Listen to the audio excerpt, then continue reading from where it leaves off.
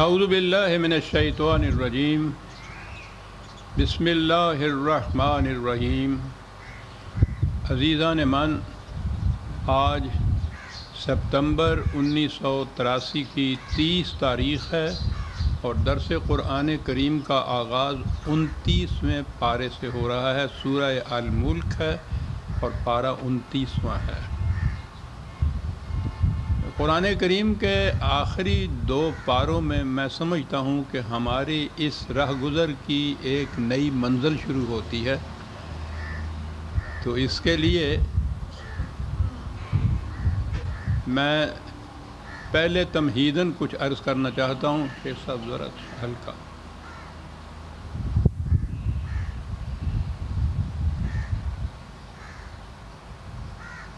اس درس کی مختصر سی تاریخ،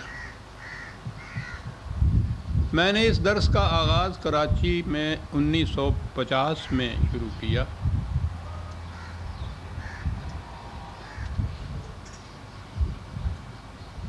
بڑے حسین و سادہ انداز میں۔ کراچی سے واقف حضرات جانتے ہوں گے کہ وہاں سعید منزل بڑی مرکزی حیثیت رکھتی تھی۔ اب تو کراچی بہت بڑھ گیا ہے، اس کی حیثیت شاید وہ نہ رہی ہو۔ اس زمانے میں سارے شہر میں سعید منزل سے کوئی بات پوچھو تو سارا شہر جانتا تھا۔ ڈاکٹر سعید مرحوم کے نام پہ وہ تھی۔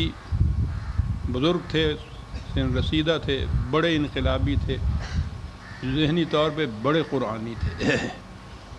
وہ اتوار کی صبح میرے ہاں آیا کرتے تھے اور قرآن کی باتیں کرتے تھے۔ تو انہوں نے یہ بات کہی کہ پرویز صاحب، ہم یہ باتیں آپ کرتے ہیں، میں سنتا ہوں 2 تک ہے، اس کو سلسلے کو کچھ آگے بڑھا لیا جائے تو اور لوگ بھی مستفید ہوں گے۔ تو ان کی اس تجویز کے بعد یہ سلسلہ جو شروع ہوا تو 3 سامعین تھے، میں درس دینے والا تھا۔ نیپیر بیرکس فاؤلر لائن میں رہتا تھا، سرکاری مکان میں۔ مکان کے صحن میں ایک چھوٹا سا درخت تھا، اس درخت کے سائے میں 1-2 چارپائیاں بچھا لیتے تھے۔ میں تو وہاں سے تقسیم کے بعد آیا تھا، دلی سے بے سر و سامان بالکل۔ تو ان چارپائیوں کے اوپر ابتدا اس کی ہوئی، تو آہستہ آہستہ اس کا سلسلہ وسیع ہوتا گیا اور وہ ہمارا دامن تنگ اور سامعین کی تعداد بڑھتی گئی، ہم پھیلتے گئے۔ مکان کے باہر بہت بڑا کشادہ میدان تھا، اس میں آہستہ آہستہ مانگی تانگی ہوئی، کچھ کرسیاں بھی رکھتے چلے گئے۔ بہرحال 1958 تک میں وہاں رہا اور یہ سلسلہ خاصا پھیل چکا تھا، لیکن درس موضوعات پر ہوتا تھا، مسلسل قرآن کا درس نہیں تھا۔ موضوعات کے معنی یوں سمجھیے جیسے بنیادی نظریات، بیسک کانسیپٹس قرآن کے جو تھے انہیں میں لیتا تھا، کیونکہ جب تک یہ سمجھ میں نہ آئیں قرآن کا پیغام سمجھ میں نہیں آ سکتا۔ وہ بنیادی تصورات دیتا ہے اور باقی قرآن تو صرف ان تصورات کی تشریح اور وضاحت اور فروعات میں داخل ہیں۔ 1958 میں یہاں آیا، تو یہاں آنے کے بعد میں نے پھر اس سلسلے کو شروع کیا اور ضمناً فروری 1983 کے طلوع اسلام میں کچھ روایات لکھی ہے، تو اس میں 1953 لکھا گیا ہے، وہ کتابت کی غلطی ہے۔ 1953 میں تو میں کراچی میں ہی تھا، 1958 میں یہاں آیا ہوں۔ یہاں آ کے اس کی ابتدا کی تو ابتدا 2 سال ابتداً پھر انہی تصورات کے موضوعات پر ہی یہ درس رہا۔ 1960 میں پھر یہ مسلسل شروع کیا گیا الحمد سے۔ تو یہ پہلا دور جو اس کا تھا وہ 8 سال تک جاری رہا۔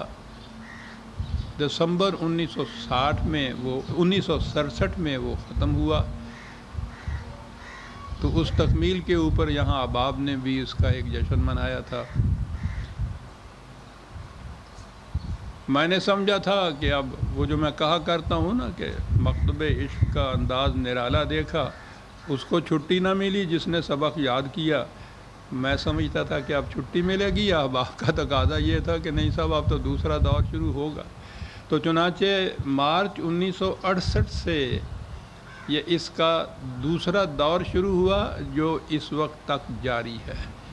یعنی کہنا یہ چاہتا ہوں کہ پہلا دور 8 سال میں ختم ہو گیا تھا، دوسرے دور میں 15 سال ہو گئے ہیں اور ابھی 2 آخری پارے باقی ہیں۔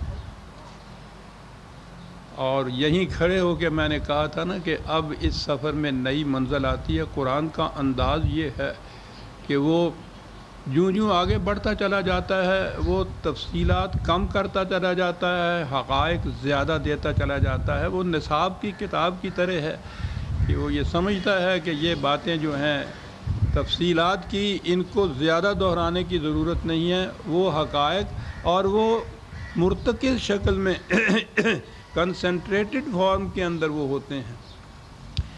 اور اس کے بعد جب آخری 2 پاروں میں وہ پہنچتا ہے تو یہاں تو پوچھئے نہیں کہ اس ارتکاز کی کیفیت کیا ہو جاتی ہے۔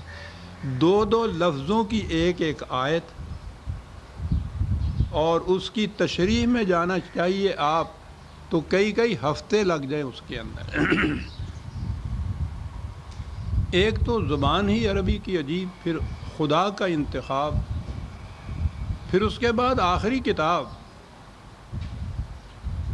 اور یہ بھی نہیں کہ اس نے اتنا بڑا بنانا تھا، 5 7 10 15 والیوم کے اندر یہ کتاب ہے، بڑی مختصر کتاب ہے۔ میرے ہاں ایک ورق میں شیشے کے اندر میں نے وہ رکھی ہوئی ہے، تعظیماً مصر میں شائع ہوا، سارا قرآن ایک ورق کے اندر لکھا ہوا ہے۔ یہ اتنی سی کتاب ہے۔ تو آخری 2 پاروں میں پہنچ کر وہ اس کے جو حقائق ہیں وہ بڑے ہی مرتکز شکل کے اندر آ گئے ہوئے ہیں۔ اس لیے میں نہیں کہہ سکتا کہ یہ 2 پارے جو ہیں کتنے وقت میں ختم ہوں گے۔ آرزو اور دعا یہ ہے کہ یہ ختم ہو جائیں۔ میری زندگی ختم ہونے سے شیخ صاحب ذرا بند کر دیجیے۔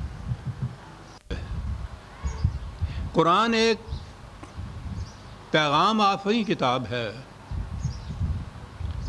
آخری پاروں میں جو انقلابات اس نے پیش کیے ہیں وہ قریباً 3 قسموں کے ہیں۔ ایک انقلاب تو ہے جو خارجی کائنات میں واقع ہوگا، کرے آپس میں ٹکرائیں گے، سورج کی روشنی مدھم ہو جائے گی، چاند تاریک ہو جائے گا، ستارے جھڑ جائیں گے۔ یہ کچھ خارجی کائنات میں تبدیلیاں یا کوئی انقلاب آئے گا۔ ہم نہیں کہہ سکتے کہ وہ کیسا ہوگا، کس قسم کا ہوگا۔ مغرب کے سائنٹسٹ جو ہیں وہ اس تحقیق کے پیچھے لگے ہیں اور وہ آہستہ آہستہ اس طرف آ رہے ہیں کہ یہ نظام کائنات ایک دن درہم برہم ہو جانے کو ہے۔ وہ تو ابھی سے کہہ رہے ہیں کہ سورج کی حرارت میں اتنا فرق آ رہا ہے، اور ہم تو ان کی زبان بھی نہیں سمجھ سکتے، وہ ان کے ہاں کی سائنس کی زبان اور میتھمیٹک کی زبان ہی الگ ہے، لیکن وہ یہ کہہ رہے ہیں کہ یہ کیفیت ہو رہی ہے، اور ان کا اندازہ یہ ہے کہ حرارت میں کچھ زیادہ فرق آیا تو اس کی جو کشش ثقل ہے، یہ جو ستارے یہ جو کرے اپنی اپنی جگہ معلق ہیں وہ ایک دوسرے کی کشش کی وجہ سے ہیں۔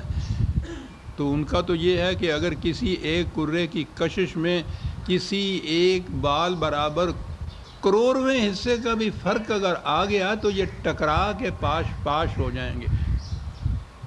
اس انقلاب کے متعلق ہم کچھ نہیں کہہ سکتے، اور پھر خام سر کھپاتے کیوں پھرے؟ ہم تو اس وقت ہوں گے بھی نہیں، ہوں گے بھی تو اگر ایک ٹکرایا ہوا اور ہم ختم ہو جائیں گے، بس ٹھیک ہے، کیسا ختم۔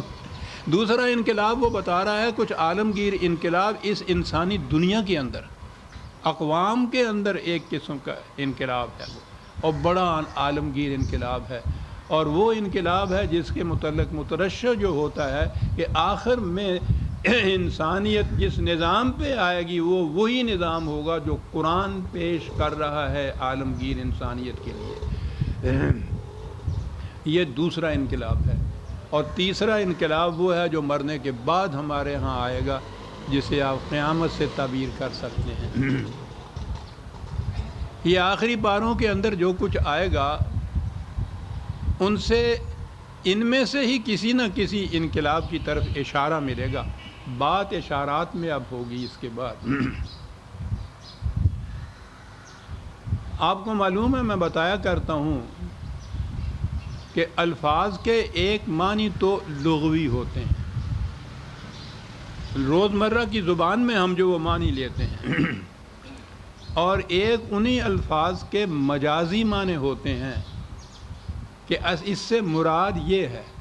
ارے اس کا کیا پوچھتے ہو، تو شعر ہے. تو وہ یہ نہیں بات ہوتی کہ وہ سچ مچ کا وہ